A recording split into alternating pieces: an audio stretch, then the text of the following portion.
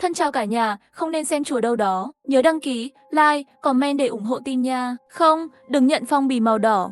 Người nhận sẽ chết. Bên kia điện thoại là giọng của Liễu Đình. Nhưng mà năm ngoái cô ta đã đột tử rồi.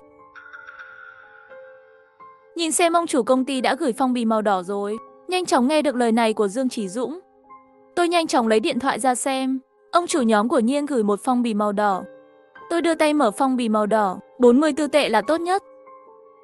Chưa kịp vui, điện thoại của tôi đổ chuông. Không gửi thì đừng nhận phong bì màu đỏ. Người nhận sẽ chết. Lúc này da đầu tôi tê dại. Bởi vì đây chính là giọng nói của đồng nghiệp tôi Liễu Đình. Và cô ấy mất năm ngoái ngay bên trái tôi. Số tiền phong bì màu đỏ bạn nhận đó là số ngày bạn còn có thể sống. Nếu bạn nhận, trả lại cho ông chủ ngay lập tức, sau đó lập tức rời khỏi công ty. Có lẽ bạn sẽ sống sót. Khi tôi nghĩ đó là một trò đùa, bên kia văn phòng đột nhiên nhớ ra một tiếng kêu kinh ngạc. Tôi nhìn lên, một đồng nghiệp nữ có sợi lụa đen trên chân cô ta. Bây giờ bị mắc kẹt trên cổ của chính mình. Ngay dưới mắt chúng tôi, hắn bị chính hắn đè xuống đất. Tôi nhớ cô ta vừa vặn như chỉ nhận được không phải một phong bì màu đỏ.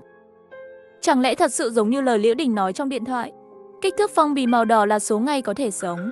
Đang nghĩ, đột nhiên nhớ đến giọng nói u ám của ông chủ. Có thể đợi đến văn phòng tôi một chút. Tôi nhìn lên, với cái chết của đồng nghiệp nữ, khuôn mặt trắng bệch của ông chủ hình như là hồng hào rồi. Sau đó ông chủ liền tìm hai người, đem thi thể của đồng nghiệp nữ đến phòng chứa đồ. Tôi nhanh chóng lấy điện thoại ra gọi 110, chuẩn bị báo cảnh sát nhưng lại nhắc tôi không ở khu vực dịch vụ. Tôi lại thử gọi 120, vẫn không ở khu vực dịch vụ. Cuối cùng tôi đã bỏ cuộc. Nghĩ đến lời của Liễu Đình, tôi đã gửi cho ông chủ 44 phong bì màu đỏ, lại gửi một tin nhắn nữa, ông chủ nhận lương rồi.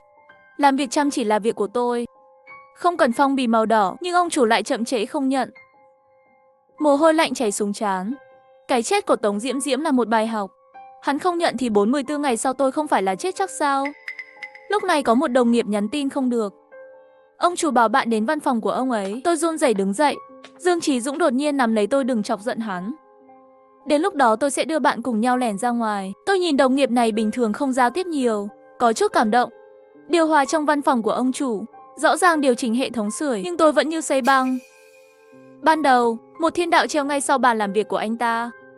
Bức tranh đó cũng thay đổi một chữ điện lớn treo ở đó. Như danh tiếng. Thấy tôi vào, anh ta vội vàng đến đóng cửa lại và khóa lại. Sau đó, bạn phải lắng nghe.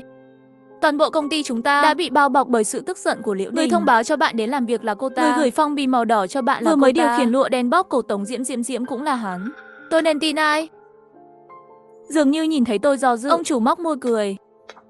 Khóe miệng gần như nứt đến tận tai vẫn ổn. Bạn suy nghĩ đi. Tốt nhất là chuyển đến văn phòng của tôi có thể bảo vệ bạn tốt hơn. Nói xong hắn không ngăn cản tôi. Thả tôi ra. Đến giờ tan làm rồi. Tôi đang chuẩn bị tắt máy tính, nhưng đột nhiên xuất hiện tin nhắn của một số đồng nghiệp. Không, đừng đi. Hãy ở lại và làm việc với chúng tôi. Không, đừng đi. Bạn có thể ở ký túc xá nhân viên. Không, bạn có thể sống ở đây mãi mãi. Các đồng nghiệp dường như thất vọng. Và tôi chỉ muốn thoát khỏi đây. Lúc này Dương Chỉ Dũng kéo tôi đến cửa thang máy. Chúng tôi đi thang máy lên tầng 1. Hình như ông chủ đang ở trong tòa nhà công ty. Đã xây dựng nhiều ký túc xá nhân viên, các đồng nghiệp sau này đều trực tiếp ở ký túc xá. Nhưng tôi nhớ có rất nhiều người ở thành phố này, có nhà có phòng. Tại sao còn phải ở ký túc xá? Dương Chí Dũng tiến lại gần tôi vài bước. Tôi ngửi thấy một mùi lạ nhẹ phát ra từ người anh ta. Không cần quan tâm đến họ. Muốn đi không? Tôi có thể giúp bạn. Tôi gật đầu. Theo kịp bước chân hắn, hãy chắc chắn để rời khỏi công ty kỳ lạ. Đến cửa, cánh cổng hoàn toàn đóng kín, không chịu mở. Tôi không thể không gõ vào kính. Nhìn vào máy ảnh đi xem gian hàng an ninh. Nhân viên bảo vệ Vương Bắc đang dùng một tư thế kỳ lạ, ngồi trong gian hàng, cả người giống như đang đứng trên ghế. Tôi không thể không hét lên Vương Bắc. Giúp tôi mở cửa. Hắn liếc mắt nhìn tôi, rất thiếu kiên nhẫn vẫy tay với tôi, cửa bị hỏng rồi. Không mở được, bạn nhanh chóng quay lại. Nói xong liền nhắm mắt lại không để ý đến tôi nữa. Nghe thấy vậy, Dương Chí Dũng đi tới đây. Công ty có vấn đề. Chúng ta sẽ quay lại. Đây là giam giữ bất hợp pháp. Vương Bắc cười với hắn, bạn có vấn đề nhất. Hắn vừa nói xong, bên ngoài có một tiếng đồng. Là Gia Di, nhìn kỹ đi. Người nhảy lầu thật sự là Gia Di của công ty chúng tôi. Phong bì màu đỏ mà Gia Di nhận được trước đây là 0,8 nhân dân tệ. Dường như một lần nữa xác minh lời của Liễu Đình và ông chủ. Số tiền phong bì màu đỏ là thời gian chúng ta chết. Vương Bác không mở cửa, 110 lại không gọi được. Tôi chỉ có thể về ký túc xá công ty ở. Sau khi đến ký túc xá, tôi đã gọi số của Liễu Đình. Nhưng không ai trả lời. Chẳng lẽ chỉ có thể chờ hắn tìm ta sao? Đêm khuya, trong giấc ngủ, tôi cảm thấy ánh sáng trắng sáng lên trước mắt. Trong lúc hoảng hốt, bên giường có mấy bóng đen đứng, tôi không thể mở mắt được. Sau đó tôi lại ngủ thiếp đi. Sáng hôm sau, Dương Chí Dũng vẻ mặt nghiêm túc tìm đến tôi, nhìn tiền trong điện thoại xem. Có gì đó không ổn không? Tôi ngạc nhiên. Mau rút điện thoại ra. Còn 44 tệ tôi nhận được thì sao? Sao chỉ còn 7 đồng? Đêm qua sau khi anh ngủ, họ lén mở khóa bằng vân tay của bạn, chuyển phong bì màu đỏ đi rồi. Bây giờ bạn chỉ còn sống được 7 ngày. Thì ra đêm qua không phải nằm mơ. Mệt đến ánh sáng trắng là màn hình điện thoại di động. Nếu nói phong bì màu đỏ mà ông chủ gửi là nguồn gốc của lời nguyền, nguyền rủa chúng tôi chỉ sống được bao nhiêu ngày. Vậy thì giữa các đồng nghiệp là đối thủ cạnh tranh, có thể cướp đi sinh mạng của nhau, tăng tuổi thọ của bạn. Có vẻ những đồng nghiệp này đã biết bí mật của phong bì màu đỏ từ lâu rồi. Sau khi Dương Chí Dũng rời đi, điện thoại lại vang lên. Giọng nói lạnh lùng của Liễu Đình truyền đến không buông. Bạn còn 7 ngày để sống. Bạn giúp tôi tìm ra người anh trai đã giết tôi sẽ giúp bạn vượt qua chuyện này. Nghĩa là sao? Không phải bạn chết đột ngột sao? Tôi đã bị giết. Bị giết chết. Tôi bị sốc bởi giọng nói của cô ấy đến bên cạnh màng nhĩ. Điện thoại trên tay run rẩy điên cuồng. Bên trong hình như có cái gì đó chui ra. Được rồi, Liễu Đình, đừng kích động. Bạn bị người ta giết chết. Tôi sẽ giúp bạn tìm ra hung thủ. Điện thoại nhanh chóng im lặng. Bên kia truyền đến tiếng cười nói dối tôi sẽ chết rất thảm hại. Bạn không nhớ những chuyện lúc còn sống sao? Không nhớ.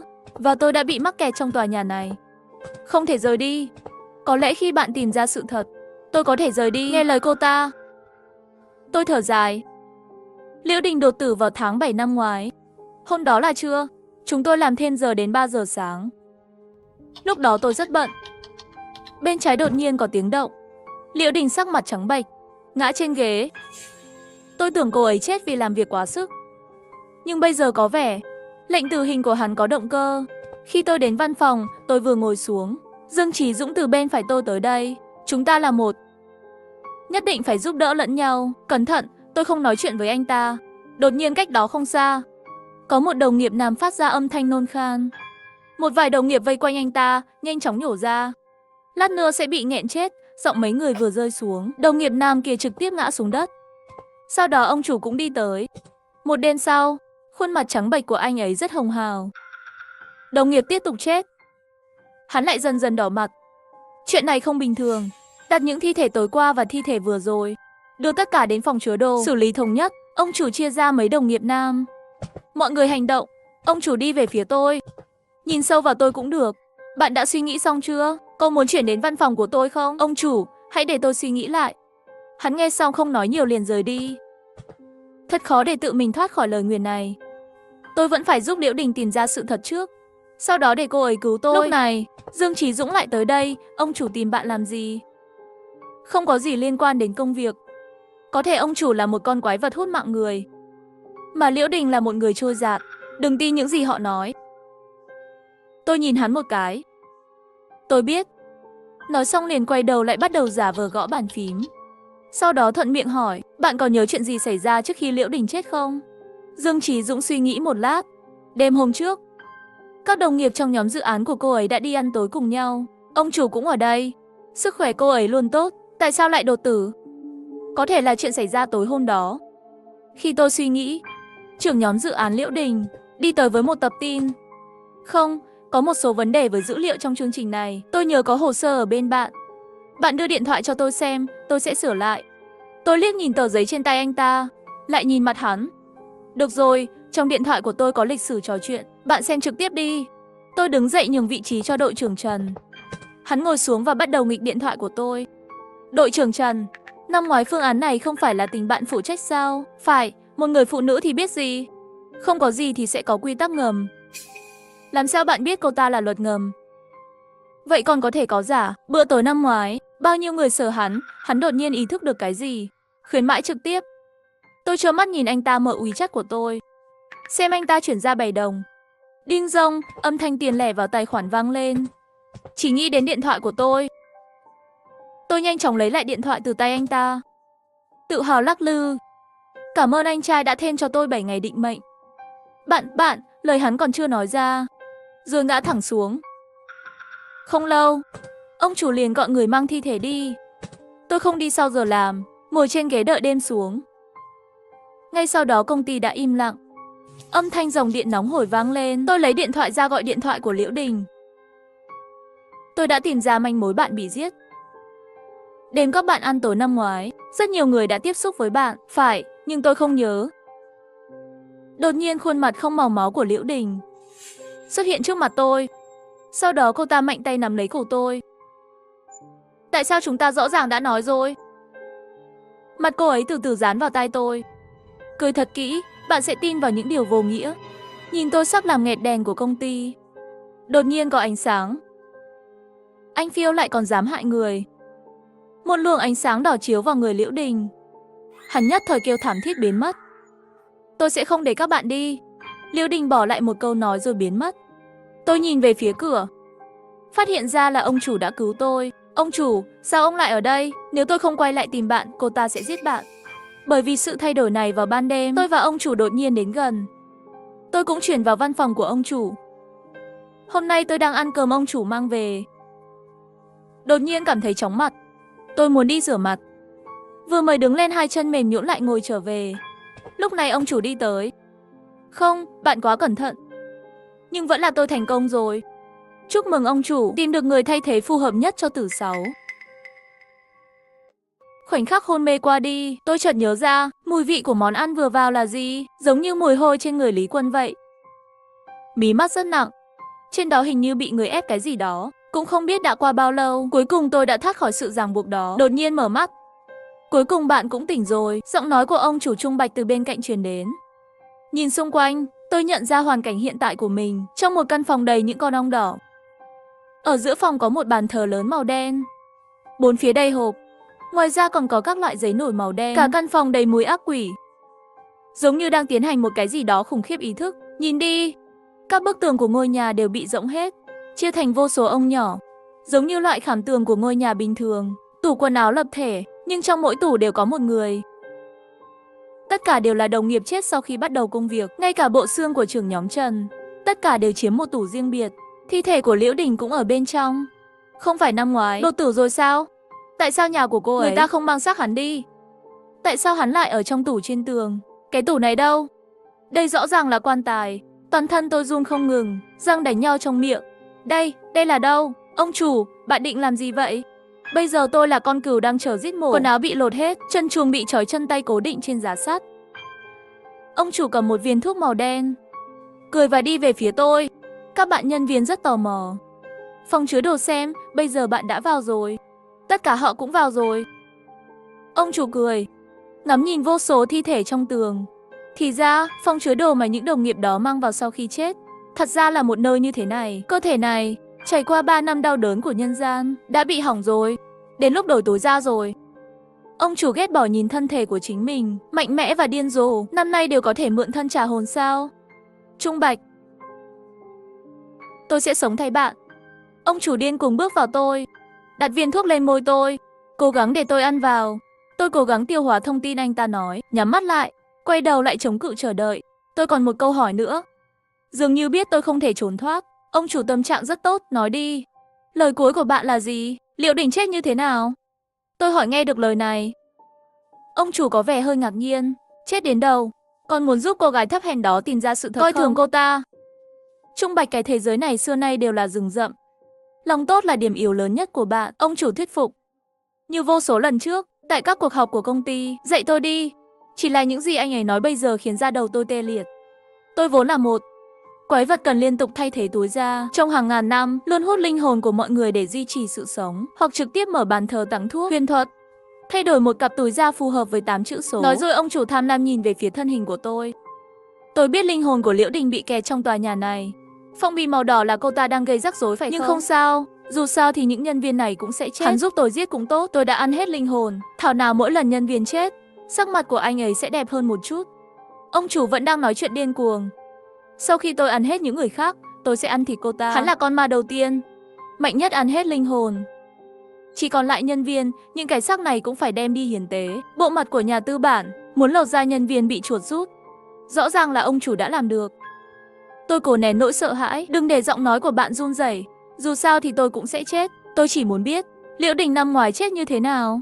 Người như ông chủ, bạn càng sợ hãi, hắn càng vui. Ông chủ lòng bàn tay, lấy viên thuốc màu đen kia, thêm nữa nhét về phía trước. Khi anh ấy nhìn tôi, màu trắng mắt gần như chiếm toàn bộ hốc mắt. Giọng điệu lạnh lùng, bạn đổi cái này lấy hóa đơn. Tôi sẽ nói với bạn, đổi đơn gì?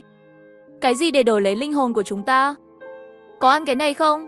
Tôi có thể đưa linh hồn anh ấy vào cơ thể tôi. Linh hồn tôi có đến với anh ấy không? Không, theo ý anh ta. Linh hồn tôi chắc chắn đã bị anh ta ăn thịt. Tôi do dự nửa chừng, cuối cùng vẫn là mở miệng ngậm xuống. Ông chủ lúc này mới vui lên. Ngày 16 tháng 7 năm ngoái, tôi dẫn theo trưởng nhóm Trần, những người trong nhóm dự án đó cùng đi ăn mừng. Liễu Đình làm phó trưởng nhóm nhất định phải tham gia. Đêm đó mọi người đều rất cao, uống nhiều rượu. Rượu đến gần, đội trưởng Trần và Liễu Đình xảy ra mấy câu cãi nhau. Nhóm dự án đó vốn không công nhận Liễu Đình. Phải, một phụ nữ có thể làm phó đội trưởng. Một lời không hợp. Trong khi tôi ra ngoài hút thuốc, Liễu Đình bị bọn họ hợp tác làm nhục. Hút thuốc xong tôi hơi chóng mặt nên về nhà.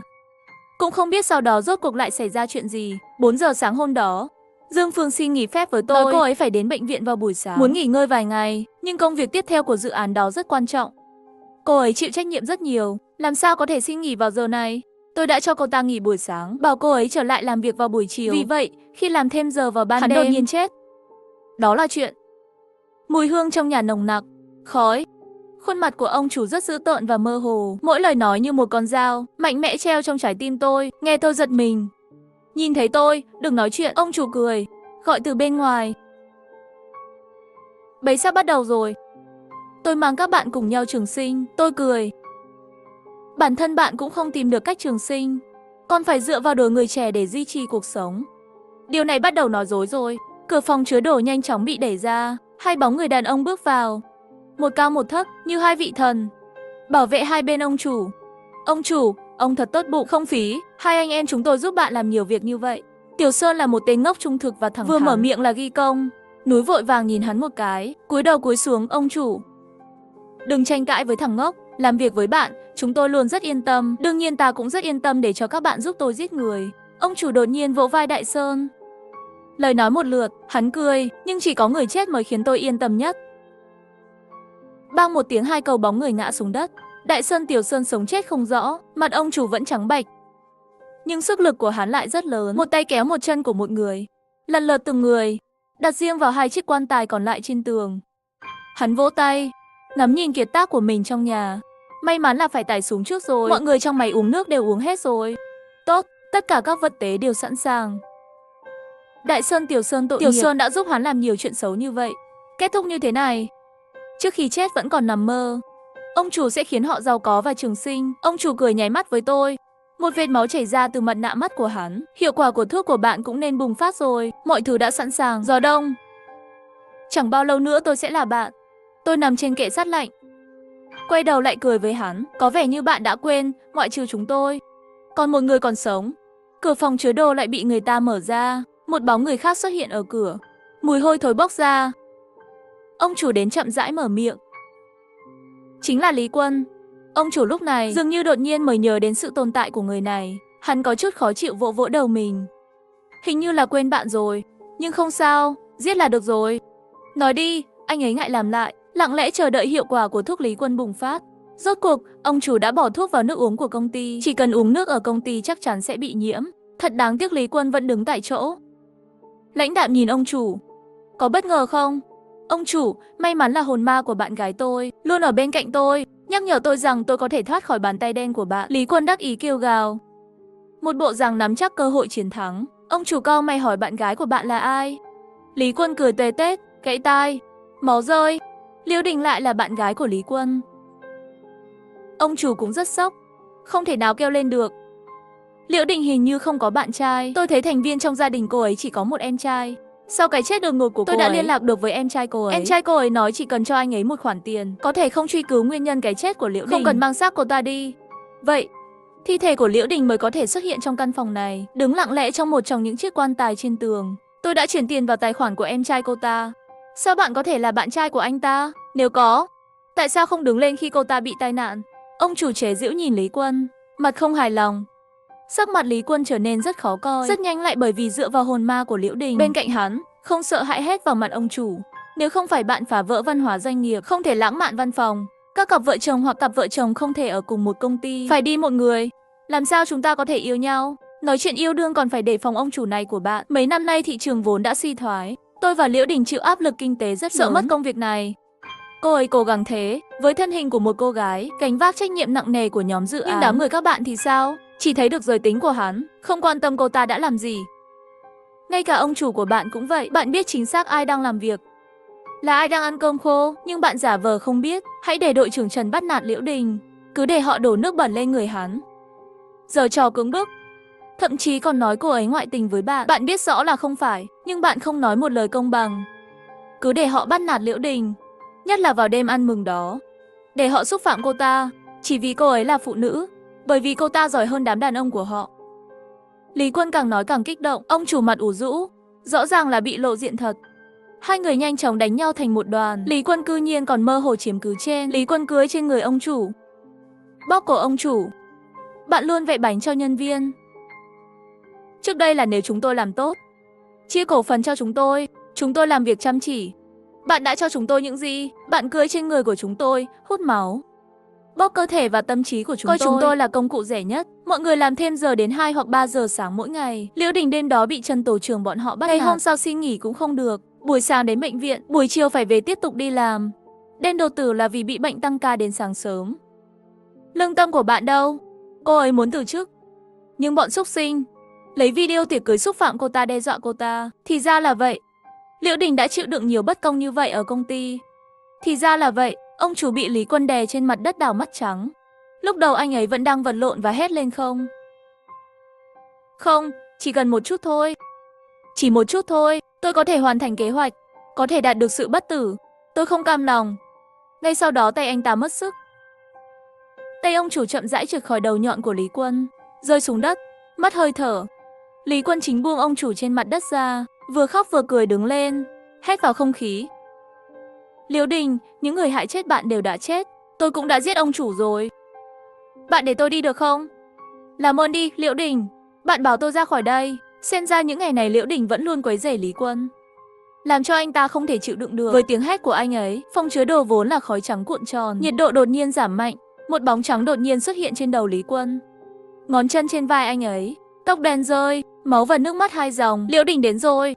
Bạn muốn tôi thả bạn ra? Nữ quỷ cúi xuống, tóc đen quấn quanh đầu Lý Quân. Móng tay đỏ của cô ta siết chặt cổ Lý Quân.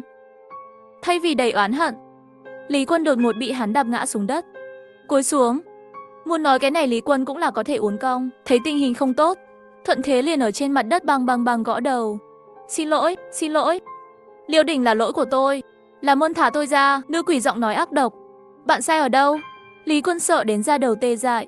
Hành động cầu xin tha thứ rất nhanh. Tôi không nên ghen tị với vị trí của bạn cao hơn tôi. Không nên tin tưởng đồng nghiệp. Hoàng Giao về nhà liền đánh mắng bạn. Không phải vào đêm ăn mừng, biết rằng bạn đã về nhà và yêu cầu tôi còn tự hào đánh bạn một trận. Thì ra Lý Quân vẫn là nam nhi chủ nghĩa bạo lực gia đình. Tay giữa cổ càng lúc càng chặt. Lý Quân dập đầu gõ cửa chăm chỉ hơn. Tôi xin lỗi, tôi biết lúc đó bạn có thai. Tôi còn đánh bạn. Tôi không quan tâm đến yêu cầu của bạn. Tôi không kịp đưa bạn đến bệnh viện. Người đàn ông khóc vì cái mạng của mình, nói hết những điều ác mình đã làm ra đi. Ràng buộc trên giá sắt đã được tôi giải thoát. Tôi nhắm mắt lại. Nhanh lên. Bay lên một cước đạp lên người Lý Quân. Vậy, thực ra, bạn cũng là một phần trong cái chết của em gái tôi. Nghe tôi nói vậy, Lý Quân không thể tin được ngẩng đầu lên, mở miệng khó khăn hỏi chị gái của bạn. Tôi bóp nắm tay, một cú đấm mệt mỏi đập vào mặt hắn. Vị trí đó nhanh chóng bị lõm xuống. Đúng vậy, chị gái tôi Liễu Đình. Có bất ngờ không? Ông chủ nói đúng. Liễu Đình đúng là có em trai, đó là tôi.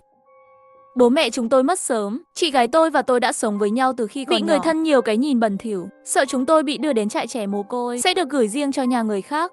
Chị gái chưa đến 10 tuổi đã đi làm, kiếm tiền đọc sách cho tôi. Mặc dù tôi không có cha mẹ, nhưng chị gái là người thân của tôi. Chị gái một mình rất vất vả trong xã hội. Cô ấy thông minh, tự học nhiều kỹ năng hơn nhiều đàn ông, kiếm tiền để tôi vào đại học. Ngày tôi tốt nghiệp đại học, chị gái nói tạm biệt với tôi. Cuối cùng cậu đã tốt nghiệp, có thể hoàn toàn tự chủ. Chị gái cũng gặp được người đàn ông đang yêu, hắn tên là Lý Quân, có thể sẽ sớm kết hôn. Ngày của chúng tôi sẽ dần dần tốt hơn. Lúc đó tôi vẫn còn làm nũng với chị gái. Khi nào để tôi gặp anh rể? Thật tiếc là tôi không đợi đến khi chị gái tôi kết hôn, cũng không đợi đến khi chị gái được hạnh phúc. Tôi càng không kịp trả ơn chị gái. Tôi đang đợi sự mất tích đột ngột của chị gái tôi. Giống như hoàn toàn biến mất khỏi nhân gian. Tôi không thể liên lạc với chị gái tôi, rồi lén tìm được người đàn ông mà chị gái tôi từng làm việc công ty này. Tôi mất một lúc, bí mật theo dõi và tiếp cận ông chủ thông qua công nghệ và cấy virus. Đã cấy một virus điện tử vào WeChat của anh ấy. Đó chính là phong bì màu đỏ đó. Hắn có thể làm cho mỗi người tiếp xúc và nhận, rơi vào ảo giác và ác mộng. Cái gọi là năm sau bắt đầu làm việc, cái gọi là kỳ lạ, tất cả chỉ là để tôi tìm ra sự thật về chị gái tôi, tạo ra một ảo ảnh. Trên thực tế, tất cả nhân viên của họ bây giờ vẫn còn ở lại công ty. Không có gì xảy ra, cũng không chết. Tôi chỉ muốn có bằng chứng, phải để đám cặn bã này nhận được của báo. Muốn giúp chị gái trả thù. Chị gái đang mang thai đứa con của Lý Quân, muốn kết hôn với Lý Quân. Nhưng Lý Quân thì sao? Biết chị gái thường bị bắt nạt, chưa bao giờ dám đứng ra giúp hắn. Biết rõ đêm đó chị gái bị bạo hành. Sau khi chị gái nói với anh ấy, thay vào đó, anh ta tức giận đánh chị gái một trận, gây phá thai cho chị gái. Sáng hôm sau đến bệnh viện làm phẫu thuật nhẹ. Ông chủ chết tiệt không cho cô ta nghỉ phép, khiến cô ấy phải quay lại làm việc vào buổi chiều, đêm đến giới hạn. Đột tử tại công ty, tôi cũng mới hiểu ra là Lý Quân tạo một tài khoản giả mạo danh tôi, giả làm em trai của Liễu Đình để tìm ông chủ, yêu cầu một khoản tiền để niêm phong, hơn nữa là vô nhân tính đem thi thể của chị gái bán cho ông chủ thực hành, định để ông chủ hoàn thành việc hiến tế điên cuồng, thực hiện ước mơ của anh ấy. Tôi nhổ viên thuốc trên đầu lưỡi, đấm hết đấm này đến đấm khác khiến Lý Quân bất tỉnh. Bóng trắng cưới trên đầu Lý Quân đã sớm biến mất. Đó không phải là chị gái thật, chỉ là giấc mơ tôi tạo ra thôi. Bây giờ tôi muốn thoát ra khỏi giấc mơ này, mang theo bằng chứng tôi thu thập được, đi đến dưới ánh mặt trời cho chị gái vực thẳm. Tòa nhà công ty này vẫn không có ai khác. Cũng đúng, dù sao thì mọi thứ đều ở trong ảo ảnh của tôi. Tất cả điều này không có thật. Khi tôi bước ra khỏi cửa, tôi có thể trở lại thế giới bình thường. Vẫn là phòng gác cổng, vẫn là ông già bảo vệ đó, vẫn là Vương Bác. Cổng cao, tôi không thể ra ngoài. Tôi gõ cửa kính, Vương Bác giúp tôi mở cửa. Tôi muốn ra ngoài.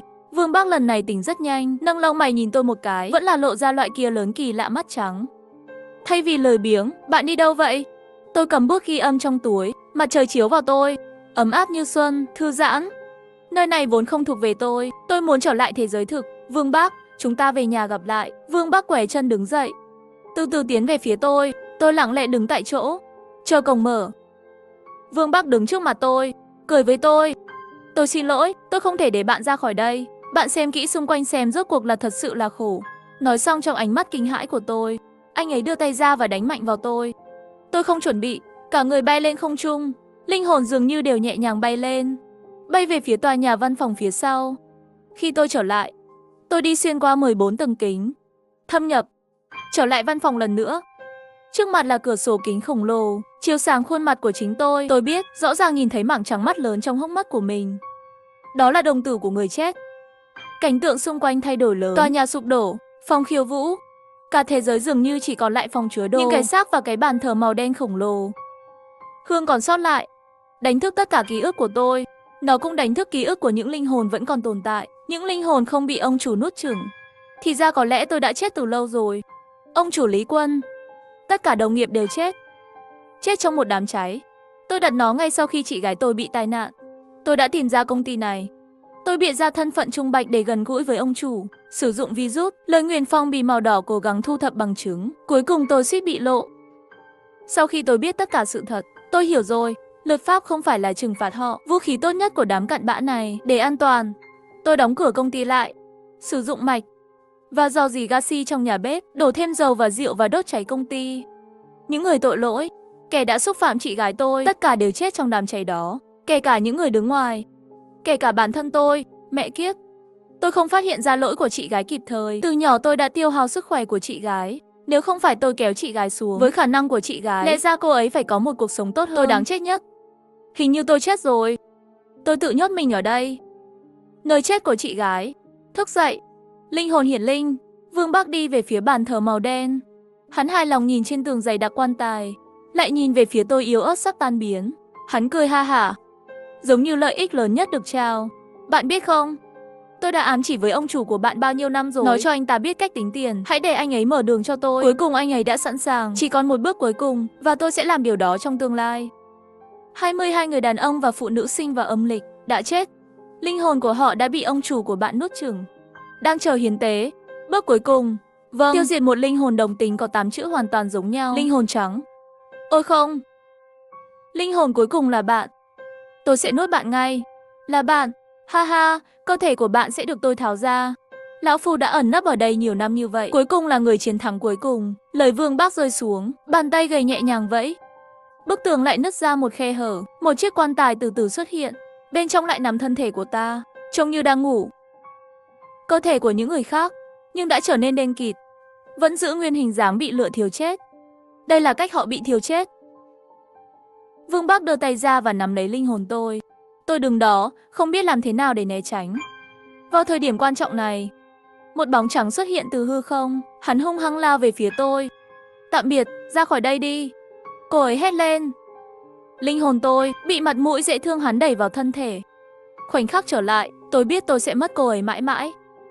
Chị ơi, vô số người muốn nuốt chửng linh hồn em, cướp cơ thể tôi. Ông chủ Vương Bác, hoặc là còn có Lý Quân trước đó, với những đồng nghiệp kỳ lạ, chỉ có chị gái đã khôi phục lại trí nhớ. Thật lòng tốt cho tôi. Ngay cả khi cô ta mất trí nhớ và trở thành một con ma, cũng không thực sự làm tổn thương tôi. Nước mắt tôi rơi. Nhìn chị gái lại quay sang Vương Bác. Hai người sống chết vương víu, cuối cùng cùng nhau rơi vào bàn thờ màu đen. Trung Bạch, nghe này.